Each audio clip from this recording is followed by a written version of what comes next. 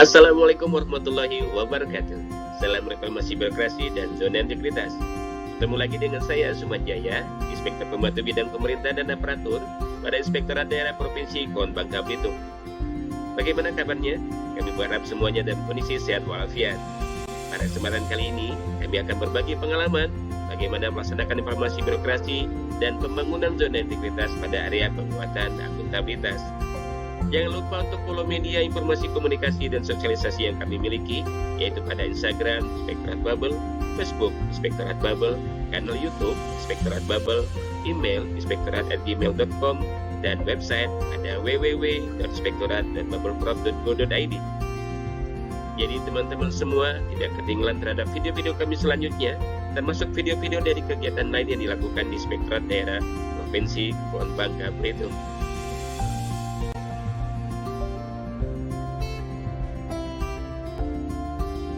Area perubahan selanjutnya dalam pelaksanaan reformasi birokrasi dan membangun zona integritas adalah area penguatan akuntabilitas. Penguatan akuntabilitas kinerja bertujuan untuk menciptakan unit kerja yang akuntabel dan berkinerja tinggi. Kondisi yang ingin dicapai pada area perubahan ini adalah meningkatkan komitmen pimpinan dan jajaran pegawai terhadap kinerja dibandingkan sekedar kerja rutinitas semata. Meningkatnya kemampuan unit kerja dalam mengelola kinerja organisasi. Meningkatnya kemampuan unit kerja dalam menetapkan strategi yang tepat untuk mencapai tujuan organisasi. Meningkatnya efektivitas dan efisiensi pengguna anggaran unit kerja.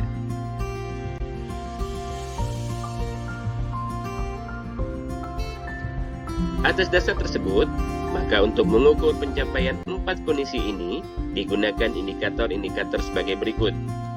Yang pertama, keterlibatan pimpinan. Pengukuran indikator ini dilakukan dengan melihat kondisi apakah pimpinan ataupun unit kerja terlibat secara langsung pada saat penyusunan Rensra. Pimpinan ataupun pimpinan unit kerja terlibat secara langsung pada saat penyusunan penetapan kinerja. Pimpinan atau pimpinan unit kerja memantau pencapaian kinerja secara berkala. Pimpinan ataupun pimpinan unit kerja telah memahami kinerja yang harus dicapai dalam jangka menengah. Pimpinan ataupun pimpinan unit kerja memahami kinerja yang diperjanjikan setiap tahun. Dan pimpinan dan pimpinan unit kerja memantau pencapaian kinerja secara berkala. Yang kedua adalah pengelolaan akuntabilitas kinerja. Pengukuran indikator ini dilakukan dengan melihat kondisi apakah terdapat upaya peningkatan kapasitas SDM yang menangani akuntabilitas kinerja. Pedoman akuntabilitas kinerja telah disusun. Pemutahiran data kinerja dilakukan secara berkala.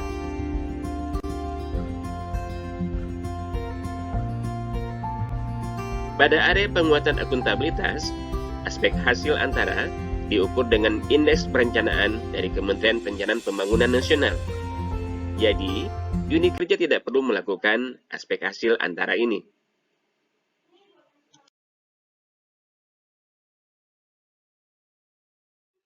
Aspek reform.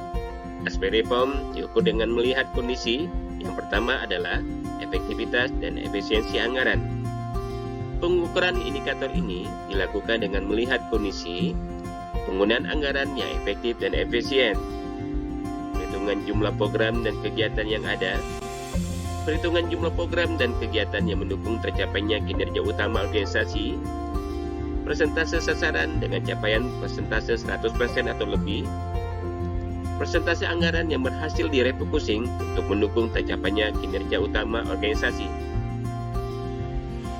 Yang kedua adalah pemanfaatan aplikasi akuntabilitas kinerja. Pengukuran indikator ini dilakukan dengan melihat kondisi apakah aplikasi yang terintegrasi telah dimanfaatkan untuk menciptakan efektivitas dan efisiensi anggaran. Yang ketiga adalah pemberian reward dan punishment. Pengukuran indikator ini dilakukan dengan melihat kondisi apakah hasil capaian ataupun monitoring perjanjian kinerja telah dijadikan dasar sebagai pemberian reward dan punishment bagi organisasi. Dan yang keempat adalah kerangka logis kinerja. Pengukuran indikator ini dilakukan dengan melihat kondisi apakah terdapat peta strategis yang mengacu pada kinerja utama atau kerangka logis kinerja organisasi dan dijadikan dalam penentuan kinerja seluruh pegawai.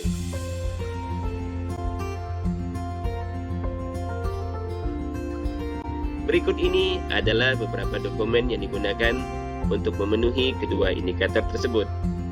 Yang pertama, Peraturan Gubernur Kepulauan Bangka Belitung Nomor 54 Tahun 2019 tentang pedoman penyelenggaraan sistem akuntabilitas kinerja instansi pemerintah Provinsi Kepulauan Bangka Belitung.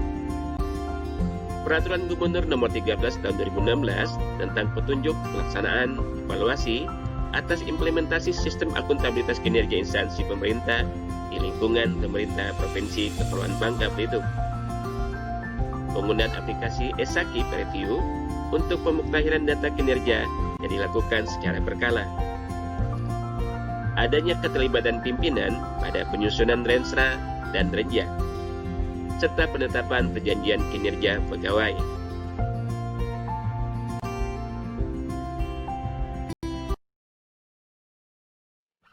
Demikian video pembelajaran pelaksanaan informasi birokrasi dan membangun zona integritas pada area penguatan akuntabilitas. Semoga video ini bermanfaat bagi kawan-kawan semua yang akan melaksanakan informasi birokrasi dan pembangunan zona integritas menuju WBK dan WBBM pada unit kerja masing-masing.